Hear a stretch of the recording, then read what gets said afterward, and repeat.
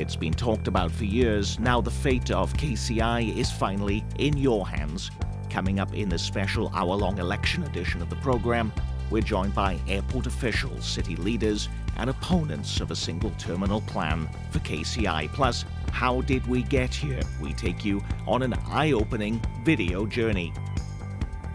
Week in Review is made possible through the generous support of Dave and Jamie Cummings, Smithfield Foods, Haas and Wilkerson Insurance, and by viewers like you. Thank you. Hello, I'm Nick Haynes. Doesn't it seem like we've been talking about this forever? In fact, I'm a little hoarse even talking about it this much. Well, if you thought you've already heard all you need to know about the debate over KCI, think again. Before you head to the ballot box Tuesday, we're presenting the most in-depth, multi-perspective look at this issue on television. We begin with KCPT's Michael Price, who spent the last 3 months on nothing else. He's been digging for answers. How did we really arrive at this current proposal? Did City Hall too quickly dismiss rival ideas? And after all the task forces, the council meetings, and the public hearings, are there still lingering questions that remain unanswered? Here's KCPT's Michael Price.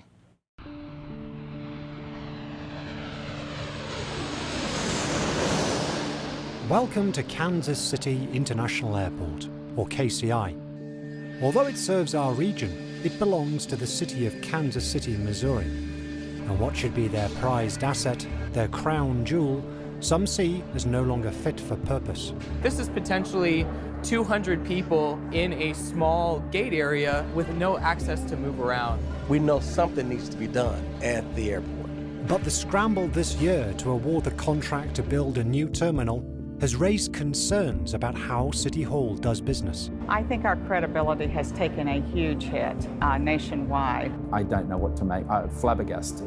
On November the 7th, a new single terminal will be on the ballot for voters in Kansas City, Missouri. But whatever the outcome, someone change is made at City Hall. Every day, there are a lot of things that we just do at City Hall because that's how we do them, right?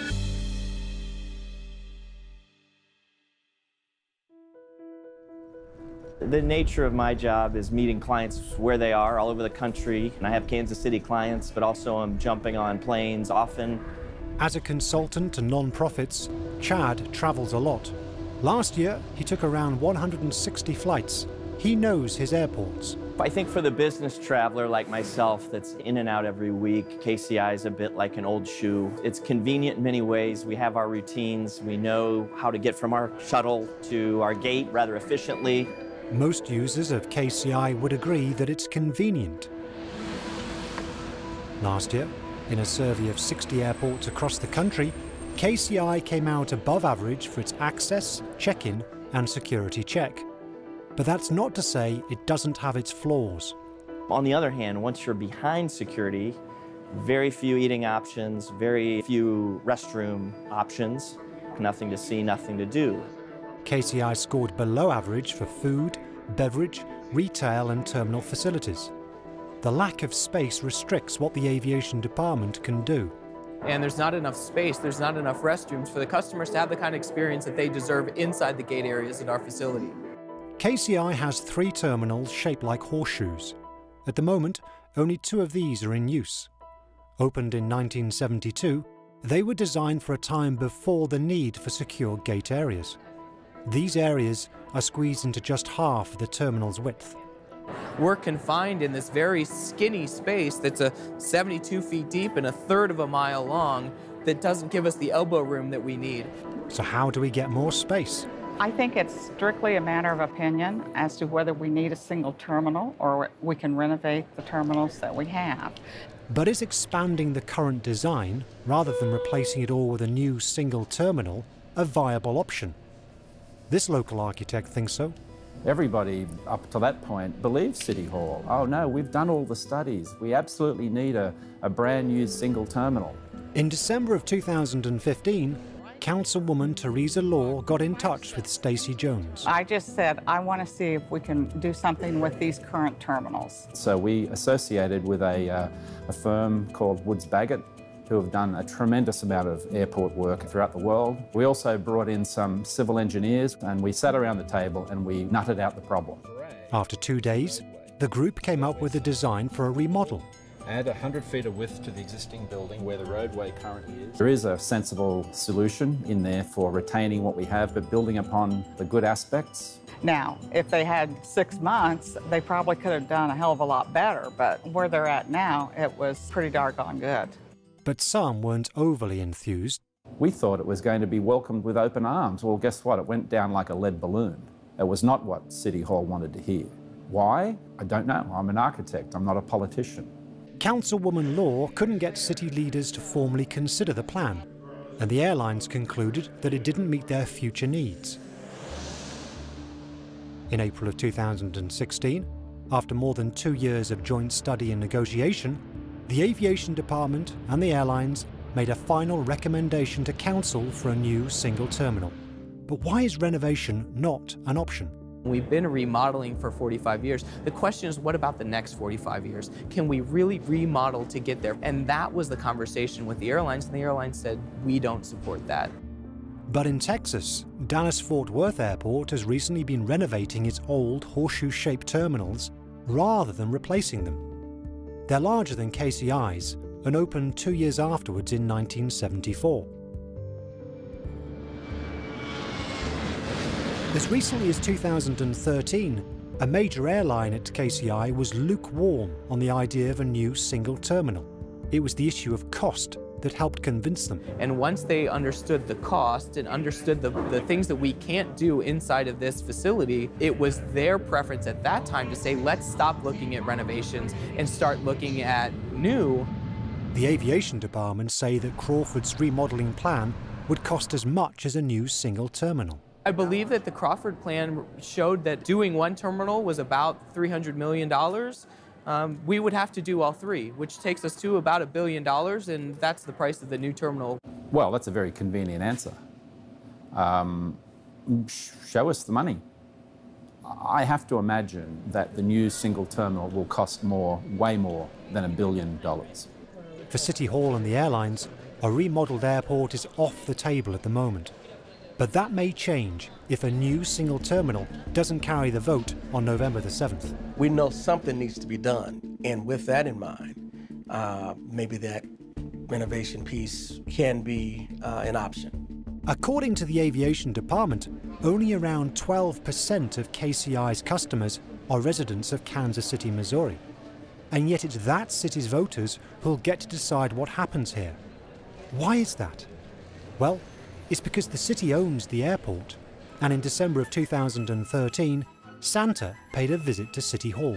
We were a relatively new organization trying to get some attention for our group, and I told the guys, I said, you know, I've got a Santa suit. Dan Coffey's group uses petitions to fight City Hall in a number of policy areas. Dan, are you a Kansas City, Missouri registered voter? These include the proposed downtown convention hotel and the airport. The present he dropped off that December at City Hall was a petition requiring a public vote on a new single terminal. All the vote on November 7th is going to do is say, give us permission to destroy the airport you have now and build a new one. Trust us, we'll build something really nice. Well, I got to tell you, there is no trust. People do not trust our city government anymore.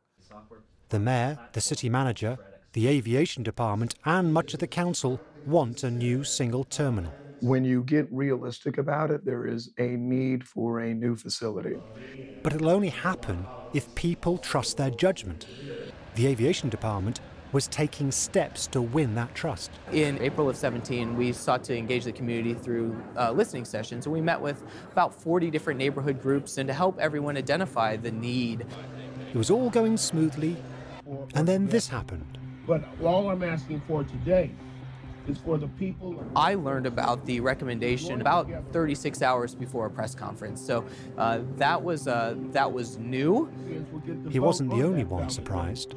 The majority of the council was caught completely off guard. The city manager didn't tell us about it before the press conference either. We had no idea. I think the way that the council was officially informed was that the mayor's chief of staff sent us an email, I want to say it was the night before. Do you feel that you were kept out of the loop, and if so? Oh, very much so. What happened was this. The mayor and city manager announced they were backing a sole bid from a local engineering company called Burns & McDonnell to build a $1 billion privately financed single terminal.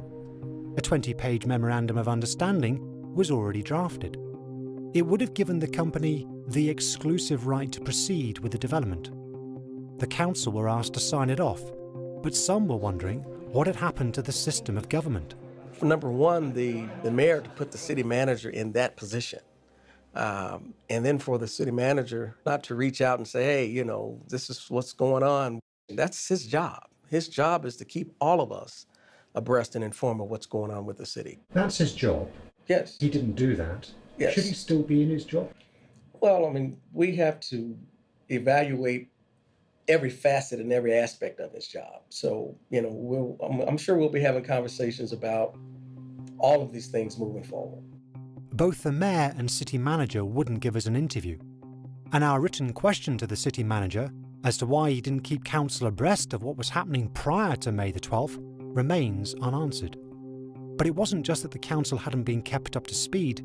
In backing the one bid, City Hall was looking to avoid a central tenet of good contracting practice for public bodies. Well, all of the work that we do is based on an assumption that any contracting system is operating in accordance with some fundamental principles. Bill Woods works on behalf of Congress to check whether federal money is being spent in the public interest on private contracts. We're looking for a system that features competition, because competition leads to the best value for the taxpayer. Lower prices, more innovation, better solutions. Generally, the principle of competition should be followed at a local level as well. But here, the City Code allows department directors, the city manager, or the council to sign off an exemption. And that's what the city manager and mayor wanted the council to do for this project. We just couldn't fathom giving $1 billion contract out with no bids. We tried to, as a council, sanitize the process. The council pushed back, and then we pushed back pretty hard. So we decided that we would, open it up for bids. A multinational called AECOM had stepped forward to say it wanted to compete for the project. City Hall relented and initiated a competition which ended up with 4 teams. But, according to a California-based industry insider, some companies may have been put off. When I asked various contacts I have in the industry, both on the equity and the contractor side, if they were going to go after this project, several of them would say, and not surprisingly, that it wasn't necessarily a process that would result in it being competitively looked at. Initially, City Hall gave just 3 weeks for companies to submit their qualifications and proposals. In Diana Part's experience, the time given for this is a minimum of 6 months. The industry typically looks at it as the owner has already pre-chosen its team, and is just giving this very short window as just a courtesy to the industry. In July, City Hall formed a selection committee to consider the 4 proposals it had received. The committee was made up of the city manager, 3 of his employees from the aviation department, and 2 council members, Jolly Justice and Jermaine Reed. The presence of elected officials at this stage raised some eyebrows. It's probably unheard of to have an elected official in a position of deciding the outcome to avoid any look of bias, any look of conflict of interest. I don't think in this case it was an issue or a problem. One of the issues that can be talked about is all of the other individuals on the selection committee were the employee of the city manager. He may be able to have more influence on votes from the selection committee than anyone else. The 2 council members were involved because they chair relevant council committees. A raft of experts were brought in to advise, and the competition was up and running. But other important principles needed to be followed. It's very important that the operation of the system be open and transparent to everyone. For some reason, early in this process, secrecy became the rule as opposed to actually just being the exception. In July, the councilman helped pass a resolution to improve transparency. Frankly, I think that the more eyeballs on something, the more people understand something, the better. Sunlight is the best disinfectant. In a statement to the programme, the city manager's office wrote, "Throughout the procurement process, the city followed the municipal code, with transparency and communication through regular updates to the city council and the public during open meetings." But the entire competition was given a little over 3 months. In Diana Park's experience, cities usually give it upwards of 12 months. Do you think you could sum up your thoughts of this process in a single word? Short. Too short. But there was a winner, and it wasn't Burns and McDonnell, which the city manager and mayor had backed originally. I wouldn't take that to Vegas and expect to get very good odds of that losing. But lo and behold, the out-of-town firm from the East Coast is the one that ends up winning. The winning team was led by out-of-town company Edgemoor. Burns and McDonnell was disqualified because of their financing plans. Councilman Barnes, an engineer by training, was able to observe all but one of the selection committee meetings. He has concerns that its review process was vague. That's what the selection committee supposedly went off of, is, an approach and a collaborative approach that was offered by the winning proposer. That's mushy. Very much so. Yeah, I agree with you. And the selection committee reached its decision without its members indicating their vote. I was there, and it was more of a consensus. Yeah. The competing companies didn't do anything wrong. They were trying to play by the rules, such as they were. But because the specifics weren't nailed down, the price may go up. The owner's going to have to negotiate all the very hard commercial points that cause developers and private participants to raise their costs and raise their price. We're told the project will be privately financed, and so it's the airlines and their customers who'll foot the bill. In September, a council majority formally endorsed the selection committee's decision. 2 voted against it: Scott Taylor, who favoured Burns and McDonnell's bid, and Lee Barnes, who favoured AECOM's. I haven't been shy about saying I think the selection committee made a mistake. The process now rests on how the public vote goes on November the 7th. But the way this rolled out raises some broader questions for City Hall.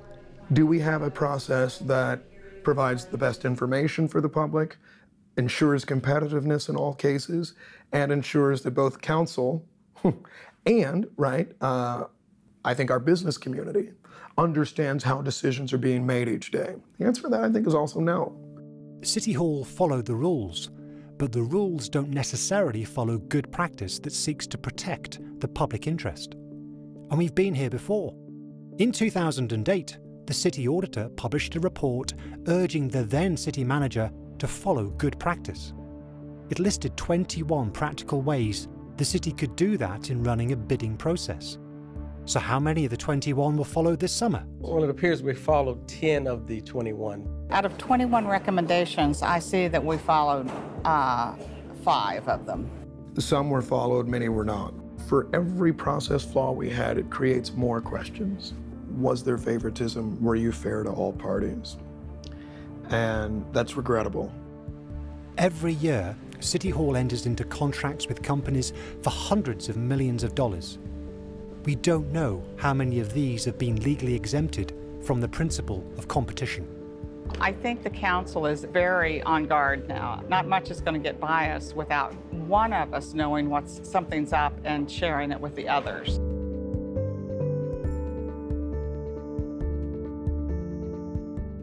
He's Michael Price with that report. Joining me now are some of the important players you saw in that story, along with some other key voices who help us better understand this debate. Justin Meyer is KCI's salesman-in-chief. He is the airport's chief of marketing and the city's Deputy Aviation Director.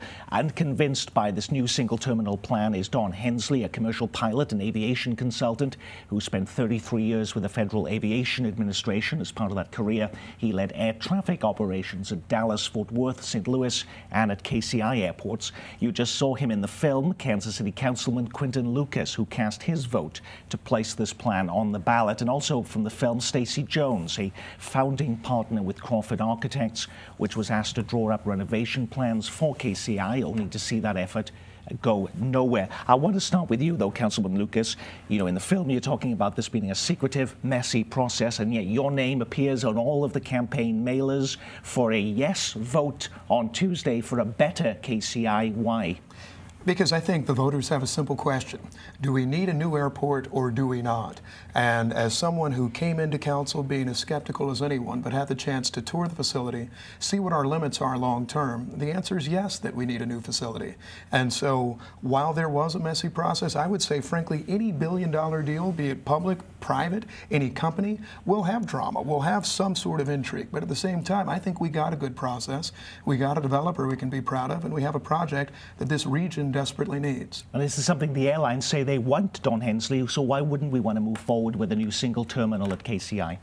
Well, I find it interesting as to how the airlines came to agreement with regards to finally getting on board with the single terminal, when I know for a fact that the major carrier, Southwest Airlines, was not in favor of it up until just recently.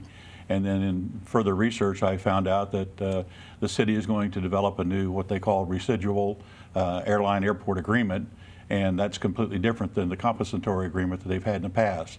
This agreement will give Southwest Airlines and the airlines, the signatories of that agreement, control over the money and how that will be spent in the future for future capital and investments. And that's why I think they are now interested in the single terminal.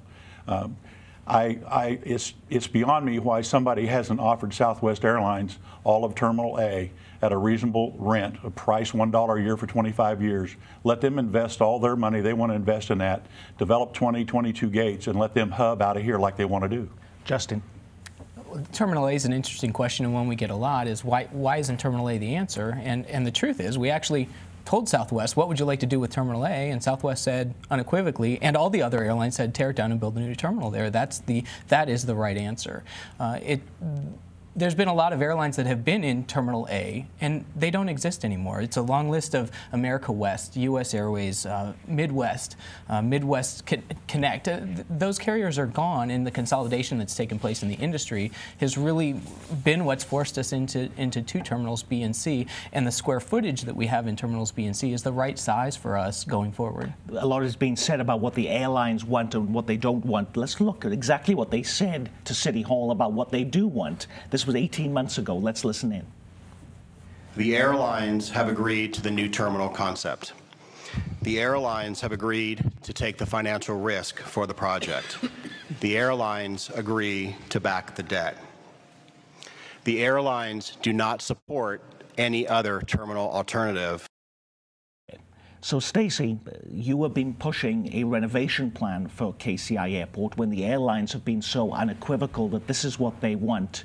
Why is a renovation plan an idea when the main client doesn't want it?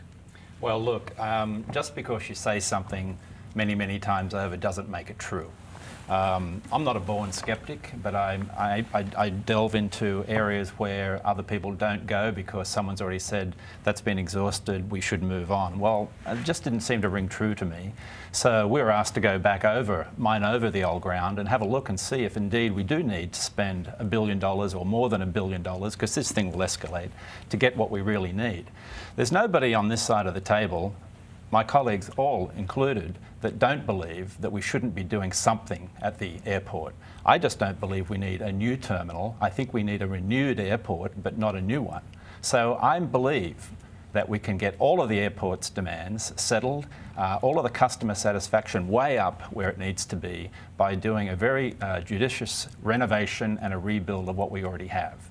So why does Southwest want, and why have they turned on a dime and chucked a 180, so to speak, from no, we don't need a new terminal to now we need one. I don't know the answer to that. But in the film, though, Justin, you point out that the renovation efforts could have cost as much as what a new terminal was going to cost. Yeah, so the airlines, I think it's really important to point out that the airlines came into the 2-year negotiation process with a bias towards renovation because it was their perception, as is many, that the renovation would be the cheapest way to go. And it was once we established the program goals of the things we needed, duplication in baggage systems and larger gate areas and restrooms inside the gate areas, once we set up all those goals and then started going through the process, the airlines really said, you know, we have to build, the renovation becomes so comprehensive, saying nothing about the facility of reinforced aggregate, exposed aggregate concrete that might not last forever. They said it becomes such a large project to get us to where we need to go to establish these goals that it's good money after bad. And that was late 2015 that the airlines made that decision. So it wasn't a 180 degree on a second. They looked at it for a long time, and it was their bias to do a renovation. And there's options and options in a February 2016 presentation they did that they said, we've looked at all of these things. Stacey? No, look, I'm an architect, not an engineer, but I do know a little bit about reinforced concrete. Concrete out there is fine. We have the inherent value in what we already have is embedded. It's quite high. We don't need to tear it down and start over. Plus, the renovation costs that I'm referring to, we need to renovate 2 of those terminals, which can be done for under $700 million, is our opinion, not $1 billion more, $1.2 billion, $1.3 billion, whatever it needs to be. Well, Councilman Lucas, did the City Council ever consider putting a renovation plan and a new single terminal on the ballot at the same time? So at least a decision was made when it came to going before voters. You know, I think the City Council considered just about every option. I sit on all the committees that touch this issue. We visited Dallas Love Field. Several of us have visited DFW Airport. We've talked to the airlines. We've listened to the airlines. We've listened to our aviation staff, and we've talked to a number of others. And the way we got to this was through a methodical evaluation of all the options. And after that methodical evaluation of all the options, the really only sustainable option for the future of KCI was in the view of a vast majority of this council that we need to construct new terminals. And I'll say this to anyone who says we should just do a renovation. How long does that last? Is this a 10-year fix? Is it a 20-year fix and we come back and we need a new terminal after that? I mean, there is a real argument to how much money do we want to throw into a renovation when 10, 20, maybe 25 years later we're doing a new thing? But in the film, you mentioned going to Dallas-Fort Worth. Dallas-Fort Worth has a horseshoe design airport. They decide to renovate, not build a new airport. Wasn't that part of a decision about money and about making it a faster process to actually build a new airport? I really appreciate Michael Price's comparison to Dallas, and that's one we get quite often because of the semicircles that they have there, and we have horseshoes here, so people say your airports are very similar. The terminals are completely different in the depth that's offered there. And I think it's important to point out that the renovation that's taking place, or has been taking place in the 4 original 1974 terminals, that's actually been paused. American Airlines said, hey, DFW, stop renovating. Do not renovate Terminal C because we're not sure it fits for the airline that we are now. So when you look at the 5th terminal, Terminal D, that was constructed at Dallas in 2005, it looks nothing like the other terminals. And there's a reason for that, because the U.S. airline industry has changed, and the way airlines want to operate at airports have changed, and the semicircles at Dallas weren't the answer anymore, and the semicircles or the horseshoes in Kansas City aren't the answer anymore. Well, you were in charge of air traffic operations at Dallas-Fort Worth Airport. Is it unfair to compare Kansas City to Dallas? No, it's not. In fact, you know, when I went down and researched the Dallas-Fort Worth expansion project, and the issue behind all this is they doubled the size of their holding rooms, their entire area in the horseshoes. That's what they needed to do. They put the restaurants, they put the concessions facilities in there. They've done all the things that the airlines and today's flying public say they want, okay? And they've expanded from 107 gates, and when they're done, they're going to have 145 gates at a price of $2.7 billion. And that equates out to about $18 million a gate. The cost to do this renovation and to actually downsize Kansas City International from a facility that has 66 gates available to them. In their 2016 Moody report that they put out, they had 66 gates available and 47 jet bridges. And they want to take it down to 35 gates. And that's a reduction of 50%. And many airline people that I've talked to said this is the only place I've ever seen where somebody wants to spend $1 billion to downsize to half of what you have. That's going to stifle growth. It's going to stifle any new airlines coming in here. It'll stifle any opportunity for somebody to come in here and do that. And it's also then going to put the major carrier with the residual agreement in charge of the monies later on. And you think Southwest Airlines, or any airlines, not just Southwest, is going to say, you know, here comes Spirit Airlines, or here comes JetBlue, and they want to bring 5 airplanes in here a day or 10, and we need 5 more gates. Will you sign off on expanding the airport so you can accommodate that? I don't think so. So why spend so much money on downsizing the number of gates, Justin? Right. So the count of gates that are currently leased in our facility is 29, and Don's correct. The most we've ever had is about 48 across all 3 terminals. We don't have demand for that much capacity, and there are other airports. I look at Pittsburgh, which is about to kick off a $1 billion project to get smaller because they're too big and they don't need the space. The airlines that we have just about every major U.S. airline with the exception of JetBlue already doing business in Kansas City, and all of them are supporting this plan. The reason why they don't want to build significantly more gates than they have isn't because they want to stifle competition. It's because you don't build the church for Easter Sunday, and we are working with them, and the FAA would prohibit the airlines from saying, well, every gate's full and now you can't expand. That doesn't happen. That kind of blocking competition. Well, then the answer is very simple: keep what we have, renovate 2 of the terminals, leave C in abeyance for the future. If Justin's right and we need more gates, if the airline industry keeps increasing, then we'll revisit that in another 10 or 15 years. Meanwhile, we've only spent less than $700 million, haven't done the Big Bang Theory and built everything today for something that may or may not happen tomorrow. What if we're all wrong at this table? Why spend over $1 billion for an answer that we really can't predict? I don't have a crystal ball, but I'd like to limit our risk. Okay, do you want to respond to that, Justin? I would like to. I think it's really important to look back to 1968 when Kansas City made a decision on the airport.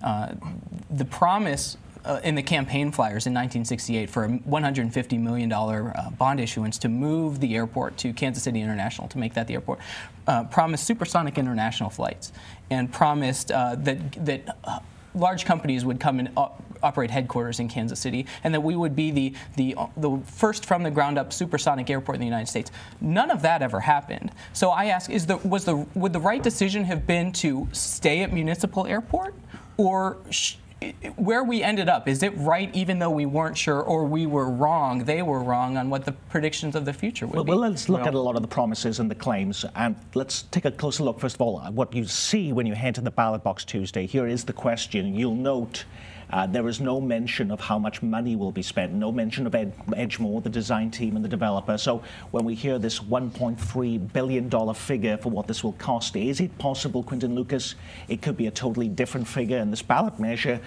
doesn't limit that amount at all? Is it possible it could be a different figure? Sure. I don't know if I would use totally, but I think what we have come up with and what we're working on the MOU is certainly a limit to the expense. That's why we went through the competitive process at all, to try to get to a point where we would have a company that wants to make sure that they can deliver what's necessary here at a good price. Let me make one other point, though, because this part of the debate is something that's interesting all the time. First, Don notes that Southwest Airlines perhaps may be part of some sort of somewhat conspiratorial approach to try to take over the field and have control in an anti-competitive way. The story is this. We talked to American Airlines. We talked to Delta Airlines. We talked to United Airlines, American, which operates heavily at DFW. They all want this. This isn't one party. This isn't one mayor. This isn't one person. This has been a collaboration of folks that have looked at the issue. And what I keep hearing is, from the no side, they're saying, we can't trust you for this because you're not sure about everything. But from their side, they're saying, but we are sure that the public may get harmed by X or Y. The fundamental idea is this. We know that we have a company that has an incentive to deliver the best price. Why? Because they want to make sure that they can actually make some level of money off of it, but that the airlines aren't paying too much and that we're not paying too much. There is no economic reason why anyone would be driving up the cost here.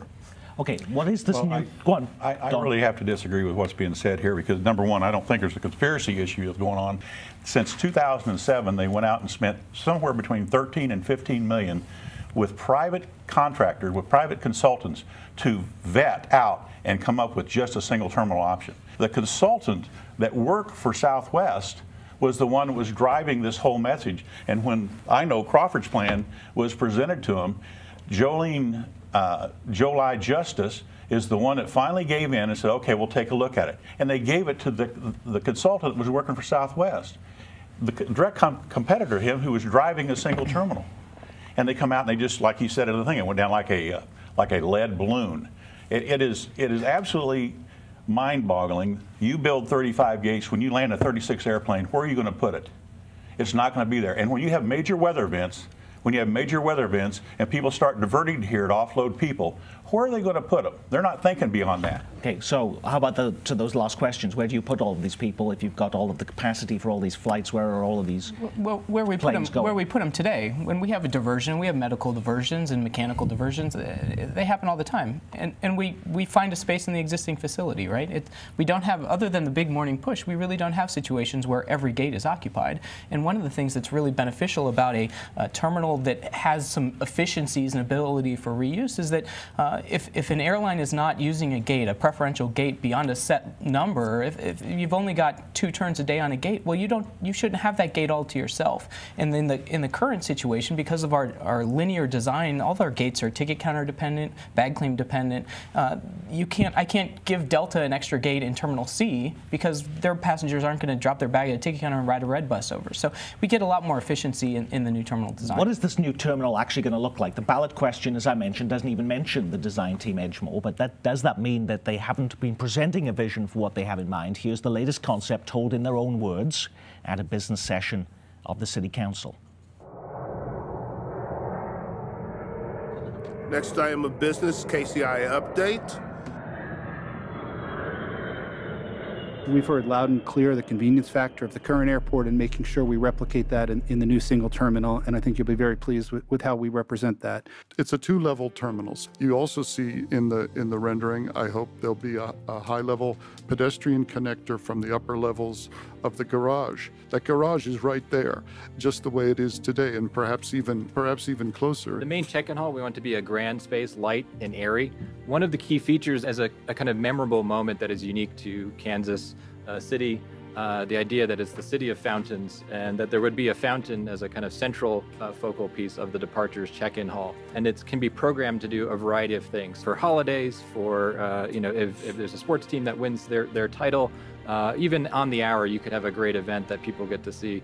All can be programmed into these water features. So that would be distinct for this terminal and distinct in the world of airports. Nobody else has done anything like this, and we think it would be a great kind of hats off to the city of fountains. Next, then, we're transitioning to one of the retail offering areas. It's designed as a kind of open piazza, kind of central space where people can sit, they can gather, you can take in the sights around you. It's an opportunity to incorporate performances, showcasing all of the local arts. And then as you transition, this is a view depicting what a typical gate lounge might be. So this is that moment before you get on the plane. Even if you're at the gate, you can still get a bottle of water, you can get a bite to eat, you can charge your phone, and your children can play in a custom designed play area inspired by the air traffic control tower. This is a view depicting what the baggage claim hall might look like. And that water feature we described in the check-in hall actually descends all the way from the roof, all the way down to the baggage claim hall. So this also will be animated. You'll hear the sound of music. It can be programmed like the illustrations we saw earlier. So to be very welcoming, a very calm space, and very clear as to where you're going. The Edgemoor design team in their own words, but just because they show these images, it doesn't mean this is what it's going to look like, right, Quinton Lucas? Isn't it possible that it could look completely different than this? Nothing on this ballot holds them to any of these pictures we've just shown you.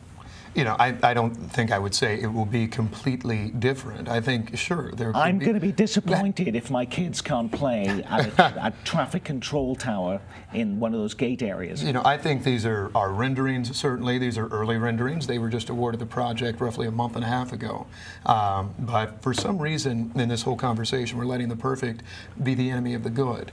The need for the airport has been articulated by the airlines. It's been agreed to by the City Council. There's momentum in Kansas city. And while certainly, and I heard it from Don and others, there are a lot of interesting things that you can put up there. I'm a lawyer by training, and I might raise the objection of relevance.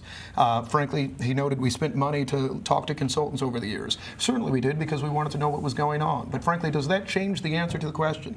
Do we need an improved terminal, a new terminal facility? And I think the answer continues to be yes. So we can go through every process point, and I will have to say, do we have a final contract yet? No. Are these the exact designs in stone? No. But we'll certainly get a good project out of that, and no one has any reason to deliver a substandard project that Edgemoor or anyone else would be embarrassed of. We do need an improved airport. We said that at the very, very beginning, at least I did. How we got to this point is what I'm against.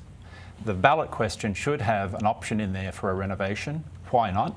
The P3 process, the public-private partnership process that we've just gone through, was a debacle, in my words, a very shonky outcome. We might get what we want at the end of the day, but nothing about the process up to this point is an indicator that that's what's going to happen. So we need to do a proper public-private partnership process. We need to change the ballot question. We don't need to reset and redo, but we need to go back a little bit and start this is the question that voters have to decide, regardless of the messiness of the process, in the words of Councilman Lucas.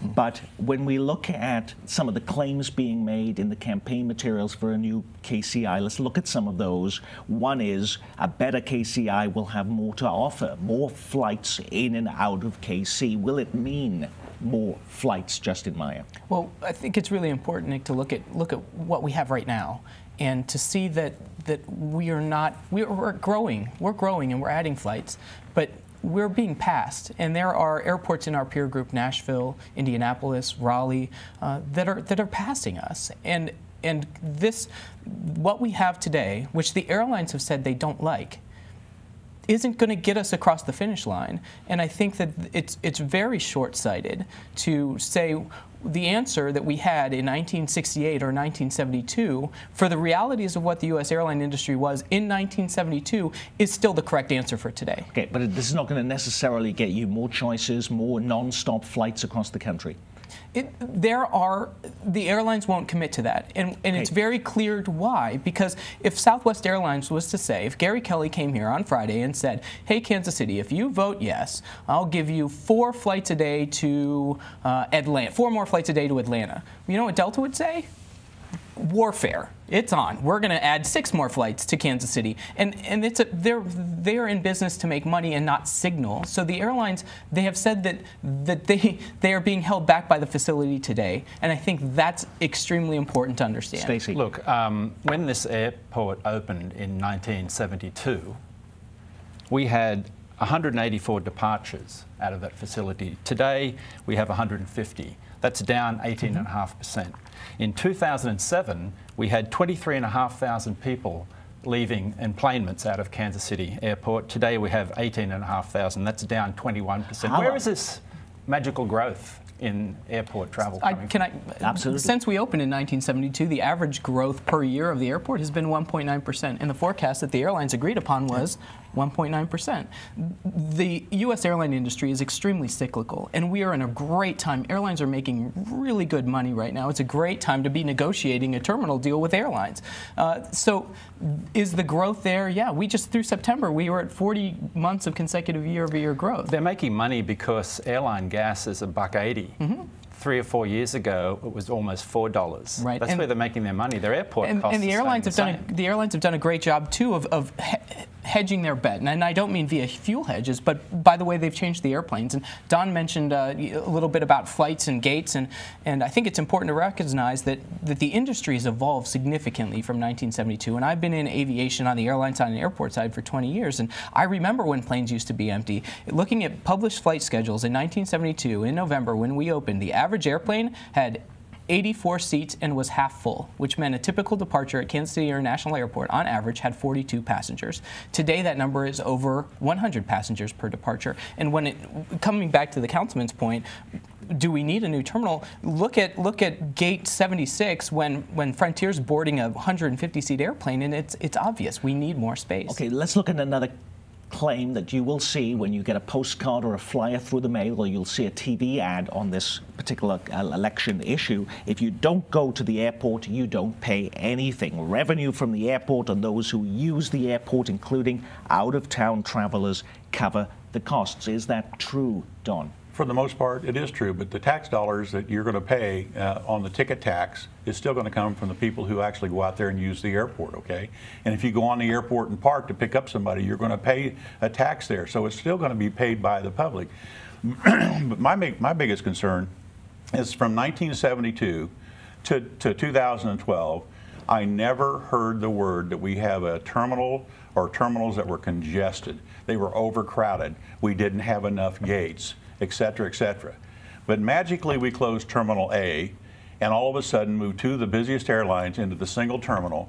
And now we got film crews and Kansas City Star out there making notes about how crowded it is with long lines and stuff. And then they have the audacity to put a valet parking concession place right in front of Southwest Airlines, our busiest air carrier, and actually block curbside ability to drop passengers off and pick them up. And then they go out and film during the busiest times. I just recently took a flight to Las Vegas. 9 o'clock in the morning departure out of here nonstop. Got on a 737-800 with 175 other passengers. It was absolutely a walk in the park. There was no activity, there was no congestion, there were no big lines. I didn't need 2 hamburgers at $9 to eat before I get on the airplane, or a $5 cup of coffee. So my point is, I don't get why they're trying to do this. They fabricated this congestion issue on their own. It's self-imposed to support where they want to go with this single fabricated terminal. and self-imposed. Justin or Quentin? I'll let Justin start. I may follow up. I think, first of all, I guess I'll start. I guess you will. The contention that there is some fabrication starting in 2012 that has been, and I go back to this, it sounds like there's some sort of conspiracy. There is not.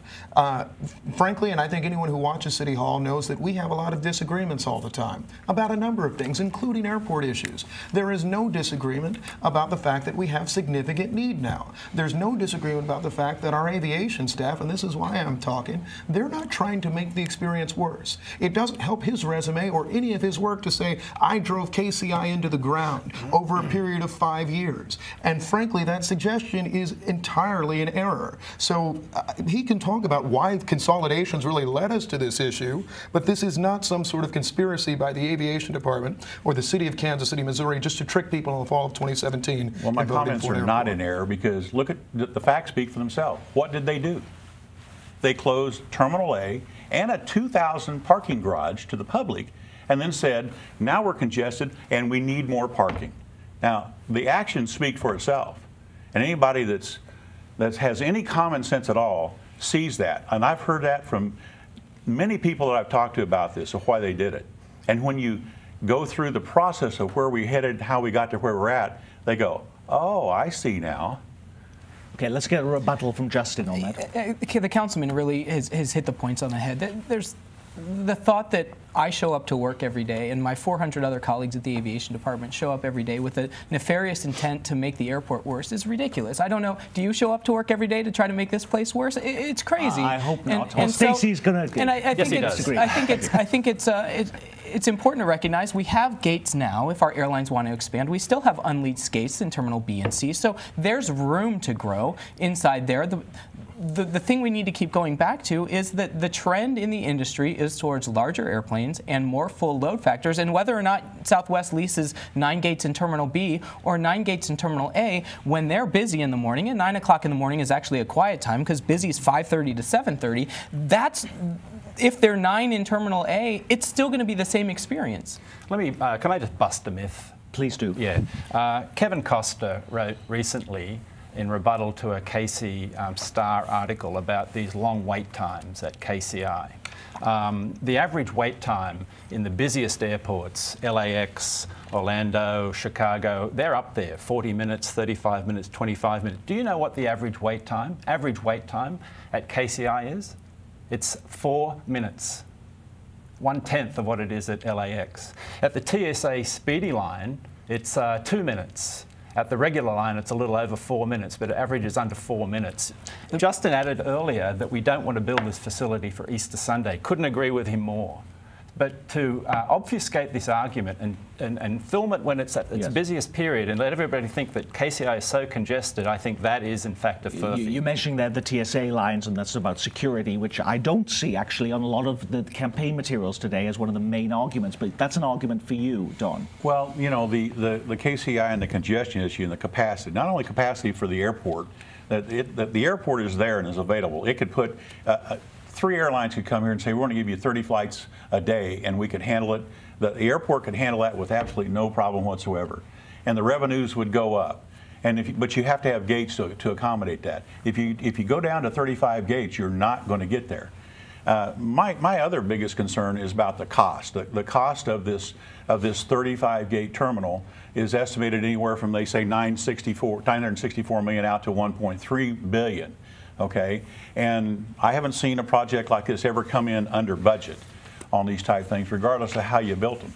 But when you take the current debt that the city has out of their Moody 2016 report, which is $195 million, and you say you just add the $1.3 billion, let's just use that as a figure, you end up with a cost of an $85 million a year debt added on top of the $82 million current operating costs, which brings it to $168 million a year, and they only bring in $127 million. So how are they going to balance the sheet to do that? That's one thing. And when you look at the overall payout, and I got these numbers directly from the KC Aviation Department, the overall payout for those 35 terminals, closing down everything else and not having that available, is going to be $2.556 billion. That equates to each gate costing $72 million apiece. And I don't know how the airline's going to afford that or pay for that and do that.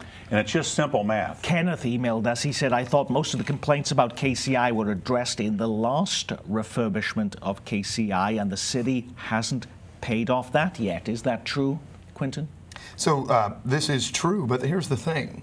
How many more Band-Aids do we want? Part of the problem of our last renovation was that it was a significant Band-Aid. It was several $100 million. And so I guess, do we want to do that in perpetuity?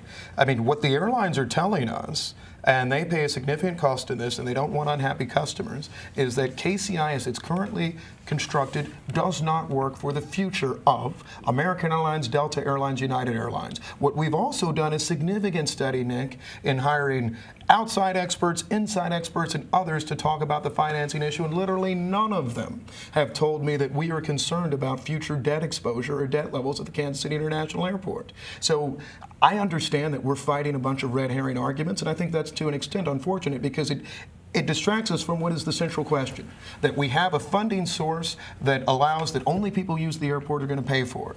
We have our customers, the airlines, and a number of flyers who say that we want an improved airport, and frankly, the city, the local taxpayer who does not touch the airport, is not exposed. And so I found this interesting because it seems like there's a conspiracy among local television, the aviation department, the Star, and others to make the airport seem worse. There's a conspiracy with one airline to destroy things, but when push comes to shove, the real question is, do we need a new airport facility? Do the airlines say we need one? Does our baggage system work for the next decade, 2 decades, 3 decades? The answer is no to whether it works. And so that's why we're here today. And so I find this interesting, but I find these to be distractions to our central question. You know, as we're having this adult conversation here, did you know some area school districts have actually added the KCI debate to their curriculum? In the Blue Valley and the North Kansas City School District, students in their CAPS program spent a semester researching and coming up with their own ideas for what to do. We spoke to a few of them. Obviously, you hear about it on the news, but we hadn't really thought about it until we really took on the project. Name one thing that surprised you didn't know before. Well, one thing that really surprised me was the lack of awareness. I thought people kind of knew what was going on, but I was doing some research on it, and I would go find little sound bites from YouTube about interviews from major news outlets, and there'd be 60 views on it, and it'd be posted for a year. And it was surprising how little people were pursuing information about the airport. Michael, what was the biggest surprise for you? If you don't fly, you don't buy. For right now, the airlines are going to be paying for it, which does not cost the taxpayers any money, which is very surprising. So I learned that majority of the revenue that comes in from an airport actually isn't from tickets, but it's from all the other aspects, from the concessions to the car rentals to the retail shops that are now in over 50% of airports around the country. And so that's really where they're gaining more of their revenue rather than from ticket sales. It really surprised me to see like the hard facts. Like we need something like 15,000 more parking spaces and just things like that that really show how much how much growth we are expecting in the area. This project you're working on then, you are researching. What is the final outcome of all of this? We kind of found a fusion of a rebuild and a remodel was the best option. We really like a kind of hybrid idea that allows you to utilize what's already there, like Terminal C, for example, so that you can use that for conference rooms, and then utilizing portions of like Terminal B, but then tearing down Terminal A. So you kind of have a mix of utilizing the old, but then bringing in the new. You can see more student voices talking about KCI at KCPT's YouTube channel. It gets to the question, though, when they have these other ideas, if this proposal fails on Tuesday, what actually happens? Will you be considering these hybrid plans then, Justin? This is up for the councilman to decide. Yeah, I mean, I think Kansas City's been around for a long time, so if this was unsuccessful on Tuesday, we will talk to the airlines. We'll continue to work and to make sure that we have good flying options for the regional flying public. But I will say unequivocally, this is the best option. Although we are debating a lot of kind of ancillary issues, fundamentally, if we were to talk about renovation tomorrow, we'll have the same, what's the final contract, who are the employees on it, how do we ensure that this is the best? All of the problems that exist with this challenge are problems that would exist with any other. And we've found the best approach that's supported by the airlines and that has a good deal of uniformity among experts, airlines, flying passengers, and others. And so that's why I think not all bets are off. We'll keep working hard, but we'll do something better. And so if this is voted down on Tuesday, Stacey?